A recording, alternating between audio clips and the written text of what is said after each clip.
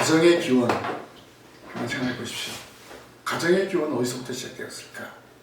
바로 하나님이 가정의 기원을 시작하게 하셨습니다. 천지만물을 창조하신 후에 아담을 창조하시고, 그리고 아담을 위해서 돕는 배필을 허락했습니다. 그래서 남자와 여자가 하나가 되어서 가정이 되었습니다. 창세기 2장 24절에 이러므로 남자가 부모를 떠나 그의 아내와 합하여 둘이 한 몸을 이룰지로다 라고 하였습니다. 아담과 하와가 최초의 가정이었습니다.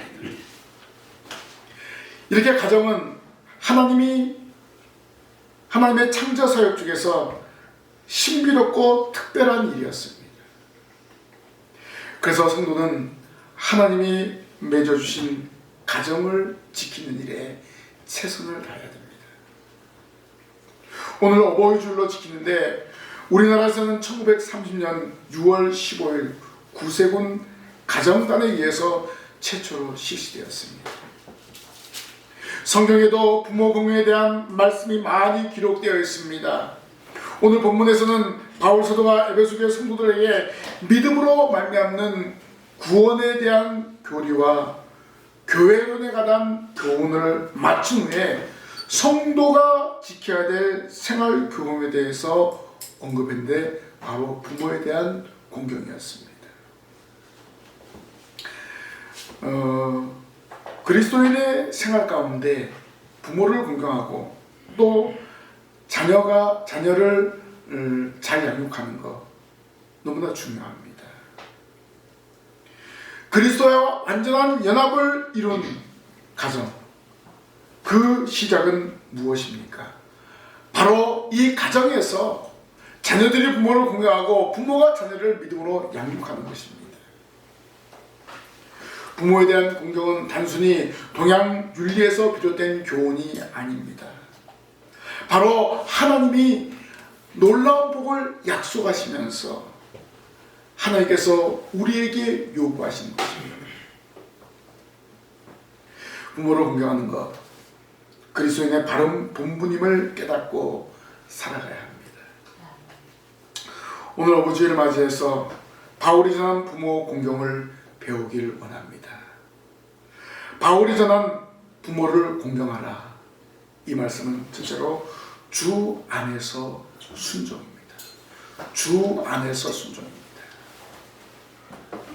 이 세상에서 가장 가깝고 깊은 관계는 바로 자식과 부모와의 관계입니다. 이 관계는 취소할 수도 없고 뗄 수도 없는 관계입니다. 가장 중요한 것은 하나님이 세우신 가정이기 때문에 소중합니다.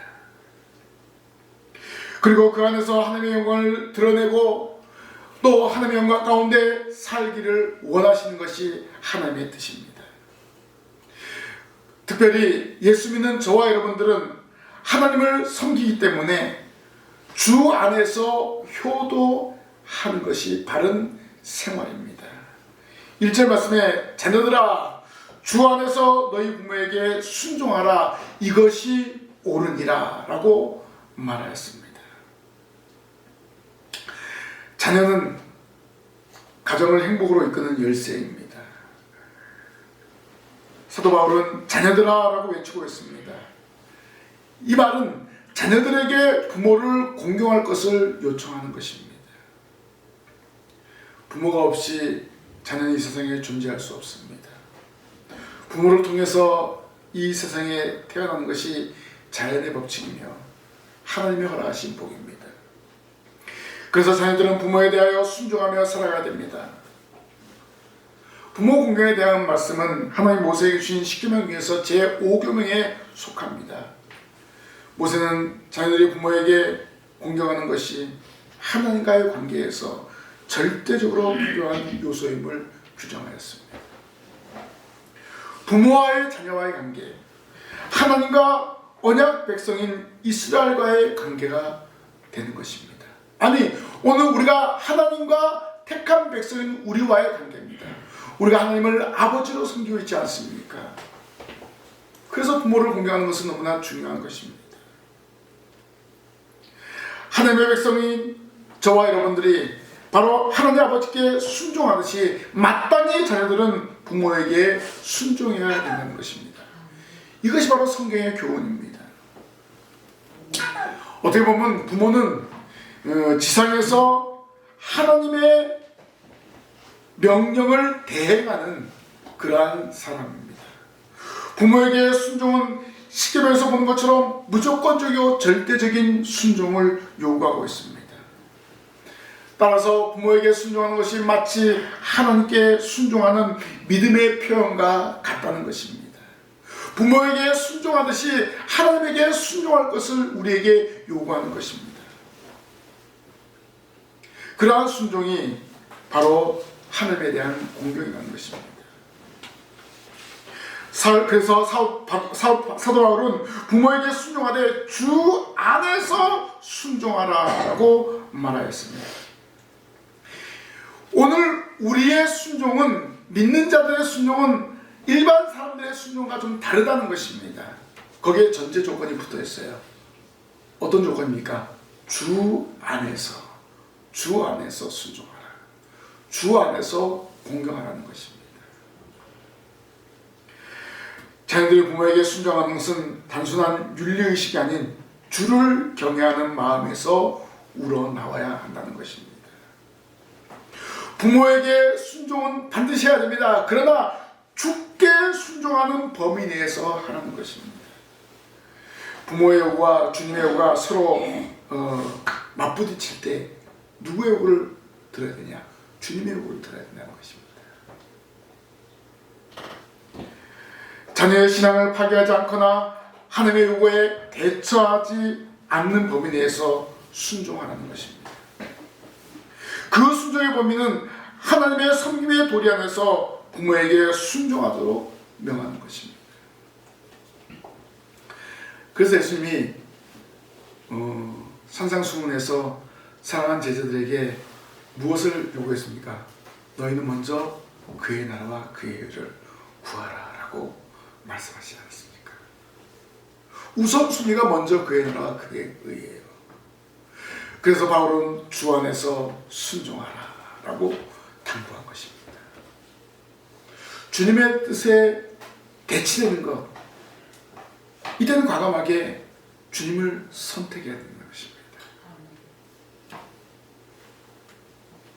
우선순위를 바로 정하고 살아갈 것을 요청합니다. 솔로몬은 잠언 1장 7절에 여호와를 경외하는 것이 지식의 근본이거늘 미련한 자는 지혜와 훈계를 멸시하느니라 라고 했습니다. 이 말씀은 올바른 삶을 살아가는 사람의 가장 기본적인 덕목입니다. 여호와를 경외하는 것이 지식의 근본이라고 말해주고 있습니다. 이 말씀을 전제하지 않은 삶은 어리석고 부패한 결과를 가져오게 됩니다. 바로 이 덕목 안에도 부모를 공경하고 순종하는 것이 신앙의 바른 자세라는 것입니다. 그런데 이것이 뭡니까? 여호와를 경외하는 것이 우선이 되어야 한다. 이렇게 솔로몬은 교훈합니다. 그러므로 주 안에서 행하는 효도로 하나님께 영광을 돌려야 된다는 말씀입니다. 우리가 효도하되 주 안에서 효도하라는 그러한 말씀입니다. 주님의 뜻이 무엇인가를 분별하면서 부모에게 순종하고 따라야 한다는 것입니다.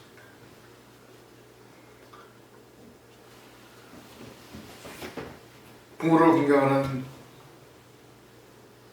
이 말씀 안에 전제 조건이 주 안에서 순종하는 것입니다. 두 번째로 부모를 공경하라는 이 말씀은 약속 있는 첫 계명입니다. 2절 말씀에 내 아버지와 어머니를 공경하라. 이것은 약속 있는 첫 계명이니라고 하였습니다. 사도 바울은 부모를 공경하는 것이 인륜의 가장 기본적인 덕목으로 말하였습니다. 자녀들이 부모를 공경하는 것은 마치 하나님께 예배하는 것과 비교할 수 있습니다. 그래서 예배가 부모 공경에 방해가 된다. 그래서 예배를 포기해서는 안 된다는 것이죠. 그래서 주 안에서 순종하라고 한 것입니다. 우리가 하나님 아버지께 예배하는 것처럼 우리 부모님을 공경하고 우리 부모를 섬기는 것을 말해주고 있습니다. 여기서 우리 먼저 공경이라는 단어의 원어를 생각해 보기를 원합니다. 헬라어로는 티마라고 값을 치르다, 보응하다라는 뜻입니다. 그래서 부모를 공경하는 것은 부모에게 값을 치른다는 거예요. 어떤 값을 치는 거예요? 낳아주고, 길러주고, 먹이고, 입히고, 공부시켜주고 그런 값을 치르는 것입니다. 그래서 부모에 대한 공경을 빚갚는 심정으로 적극적으로 부모를 섬겨야 됨을 말해주고 있습니다. 이것이 헬라어 티마입니다. 또 히브리어는 또 다른 의미입니다. 히브리어는 카베드, 무겁게 하다, 영광스럽게 하다, 존경하다의 뜻입니다. 이 단어를 풀이하려면 사람의 장기라만 생각해 봐야 됩니다. 사람의 장기 중에서 가장 무거운 것이 바로 간장이라고 말해주고 있습니다. 이 말은 무슨 말입니까? 카베드, 부모를 무겁게 여기고 존경하면서 간장처럼 가장 귀중히 여기라는 것입니다.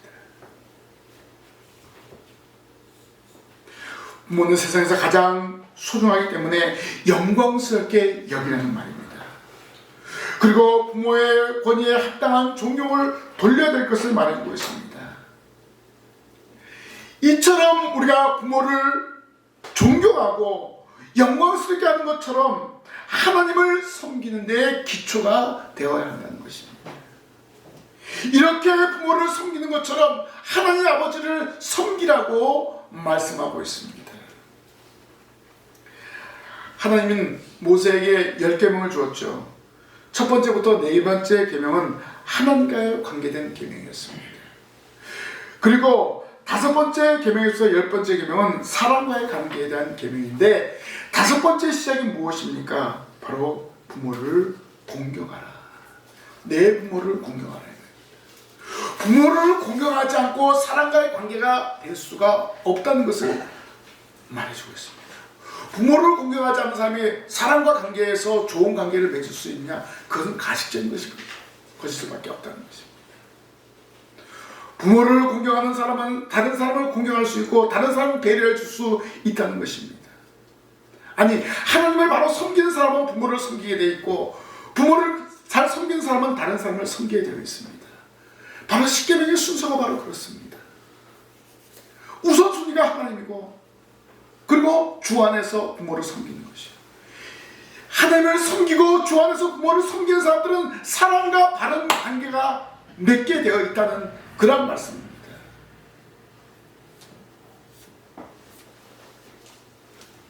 왜 그렇습니까? 이 계명에는 하나님의 복이 약속되어 있습니다. 출애굽기 20장 12절에 내 부모를 공경하라. 그리하면 내 하나님 여호와가 내게 준 땅에서 내 생명이 길리라 라고 말씀하셨습니다. 하나님은 사람과의 관계의 첫 계명을 지키는 자에게 복을 약속하셨고, 그래서 이 약속이 첫 계명이라고 말씀했습니다. 그리고 사도 바울은 부모 공경에 대한 하나님의 명령을 강조하였습니다. 이처럼 부모와 자녀와의 관계는 하나님과 성도와의 관계인 그런 모형을 말해주고 있습니다. 그렇기 때문에 부모를 잘 건강하고 잘 섬기는 자녀들이 이 세상에서 잘 되게 되어 있다는 것입니다. 부모를 잘 섬겨 잘 공경하는 것은 바로 무엇입니까? 앞서서 하나님을 잘 섬기고 경배하기 때문이 이 관계가 성립되는 것입니다. 하나님을 경외하고 하나님을 잘 섬기는 성도는 부모에게 잘하고 또 이웃에게 잘하게 되어 있습니다. 하나님은 성도가 하나님을 잘 섬길 때 약속된 복이 있습니다. 그 복이 땅에서 장수하고 땅에서 잘 되게 하는 것입니다. 오늘 어버이 주일을 맞이해서 약속 있는 첫 계명을 깊이 생각하시기를 바랍니다. 먼저가 하나님이라는 것입니다. 먼저가 하나님을 섬기고 하나님을 의지하는 삶이라는 것입니다. 이러한 삶을 살아갈 때 하나님 주시는 복을 받아들이는 우리 모든 성도들이 되시기를 바랍니다. 마지막으로 부모를 공경하라, 이렇게 바울이 말한 것은 무엇입니까? 복이 있기 때문입니다. 부모를 공경하면 복이 있습니다. 사도 바울은 본문 3절에 이로써 내가 잘되고 땅에서 장수하리라 라고 했습니다. 부모를 공경하는 사람에게 세상에서 잘됨을 보장하는 그러한 말씀입니다. 참된 효도는 무엇일까요? 부모님을 기쁘게 하고 하나님 아버지께 영광이 되는 것입니다. 부모님을 기쁘게 했는데 하나님 아버지께 영광이 되지 못하면 그건 참된 효도가 될 수가 없습니다. 왜냐하면 첫 번째로 주 안에서 순종하라에 대치되기 때문에 그렇습니다. 참된 효도는 부모를 기쁘시게 하고 하나님께 영광이 되어야 된다는 것입니다. 그렇게 할 때 놀라운 복과 장수가 예비되어 있습니다. 우리 사람들 이런 얘기 많이 하잖아요. 부모보다 먼저 가면 안 된다. 그렇죠? 부모보다 먼저 죽는 것이 불효라고 생각하고 있잖아요. 그렇죠? 부모님을 잘 섬기기 위해서 어떻게 돼요? 부모님을 건강을 책임지고 자신의 건강을 책임지고, 그래서 부모보다 먼저 앞서면 안 된다는 그런 말입니다. 부모를 잘 공경하는 사람은 땅에 사는 일이 형통합니다. 오늘 본문 말씀에 내가 잘되고 라고 했습니다. 이 말씀은 세상에서 부모를 공경하고 순종하는 사람은 손으로 하는 모든 일이 잘 된다고 하였습니다. 쉽게 이야기하면 부모에게 순종하는 사람은 물질의 복도 받아 누린다는 그런 말씀입니다. 부모에게 효도하지 않는 사람들 한번 생각해서 주의 한번 보십시오. 맨날 부모에게 가서 돈 달라 그러고 부모에게 신세 타령하고 그렇지 않습니까? 결국 부모에게 짐이 되는 사람들은 땅에서 잘 되는 못 보았어요. 그 사람 평생 짐이 되는 거예요. 부모에게. 왜 부모에게 짐이 되는가? 우선순위를 잘못하기 때문에 되는 거예요. 하나님을 경외하고 하나님을 잘 섬기면 하나님께서 다음의 문제, 부모님의 문제, 물질의 문제를 해결해 주시는데 첫 번째 문제가 해결되지 않기 때문에 그 다음이 안 풀어지는 것입니다. 오늘과 주님 안에서 모든 일들을 감당하십시오. 그렇게 되면 우리에게 산재되어 있는 모든 문제들이 해결될 줄로 믿습니다. 모세는 신명기 4장 3절에 오늘 내가 내게 명령하는 여호와의 규례와 명령을 지키라. 너와 내 후손이 복을 받아 내 하나님 여호와께서 내게 주시는 땅에서 한없이 오래 살게 하리라 라고 했습니다. 여기 전제 조건이 있습니다. 내가 내게 명령한 여호와의 규례와 명령을 지키라 라고 말해주고 있습니다.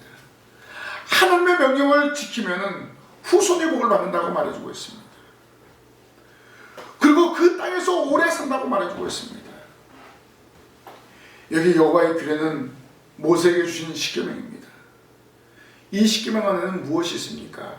하나님에 대한 공경과 부모에 대한 공경입니다. 이 말씀대로 여호와의 규례와 명령을 지키는 자는 후손까지 복을 받는다고 말씀하셨습니다. 한 사람이 하나님을 잘 섬기고 부모에게 효도하면 대대적인 복으로 이어지게 되어 있습니다.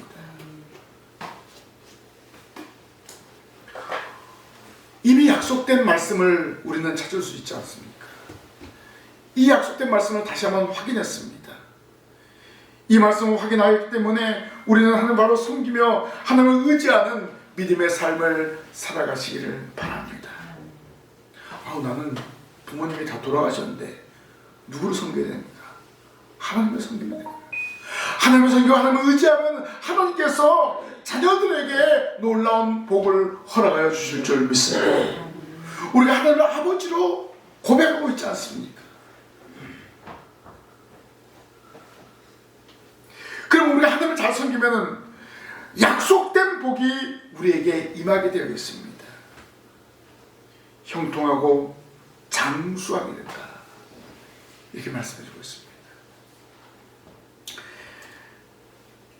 제5계명이 우리에게 말해주고 있죠. 내 부모를 공경하라. 그리하면 내 하나님 여호와가 내게 준 땅에서 내 생명이 길리라 라고 하였습니다. 불효하는 사람들이 오래 살면 참 힘들어요. 또 불효한 사람이라고 오래 살지 못한 건 없죠. 오래 살 수 있어요. 오래 살아도 그 사람의 삶은 만족하지 못합니다. 결국은 지옥 형벌에 떨어지기 때문에 그렇습니다. 내 부모를 공경하라. 그러면 내 하나님 여호와께서 내게 준 땅에서 내 생명이 길리라. 이 약속은 잘되는 복을 받고 형통의 복을 받는 사람은 반드시 그것을 누릴 수 있도록 이 땅에서 장수하게 한다는 말씀입니다. 하나님의 복을 누릴 수 있도록 이 땅에서 마음껏 살아가게 하시는 것입니다. 아무리 돈이 많이 있으면 무엇입니까? 그 돈이 자기의 생명을 연장할 수 없습니다. 우리나라의 대기업의 회장도 보니까 몇 년 동안 병원에 누워있다가 결국 죽었습니다. 돈이 많은데, 어마어마한 돈이 있는데 그의 생명을 살릴 수가 없습니다. 연장시킬 수 없습니다. 모든 생명은 하나님께 달려있다는 것입니다. 하나님을 잘 공경하고 부모를 잘 공경하는 사람에게는 내 생명이 길리라고 약속하셨습니다. 우리가 약속의 말씀을 굳게 붙잡고 살아가는 성도가 되어야 합니다.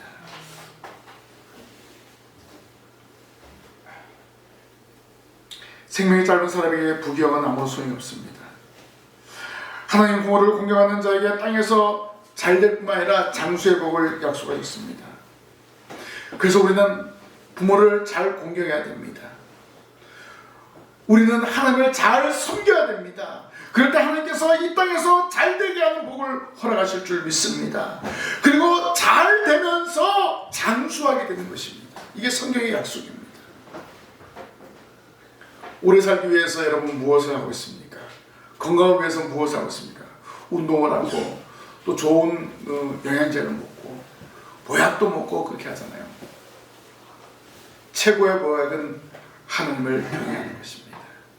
하나님 바로 섬기는 것입니다. 그리고 주 안에서 부모를 공경하고 순종하는 것입니다. 이것이 최고의 보약이 아니고 무엇이겠습니까? 부모를 공경합시다. 이것은 성도의 바른 본문입니다. 주 안에서 부모를 순종하는 것이고 약속 있는 첫 계명이라고 말해주고 있습니다. 장수하고 형통의 복을 받습니다. 어떻게 보면 심는 대로 거두는 법칙이 아닌가 생각할 수 있습니다.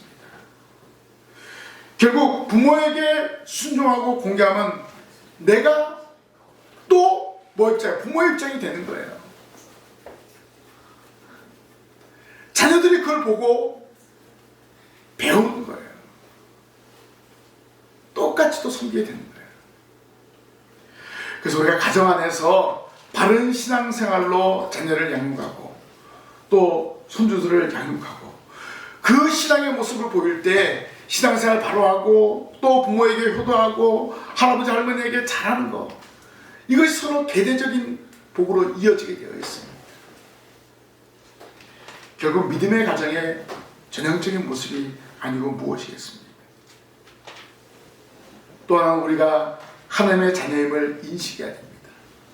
하나님의 자녀로서 하나님을 섬기고 하나님께 예배하는 일에 힘을 써야 됩니다. 그러면 하나님을 섬기는 것이 무엇일까요? 하나님을 섬기는 것이 영과 진리로 예배하는 것입니다. 우리가 하나님께 어떻게 효도하겠습니까? 하나님 앞에 예배하는 것입니다.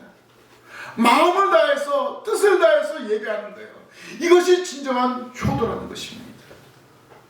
이렇게 예배할 때 하나님 우리에게 찾아오십니다. 우리가 예배할 때 어떻게 합니까? 찬양합니다. 기도합니다. 또 예물을 드립니다.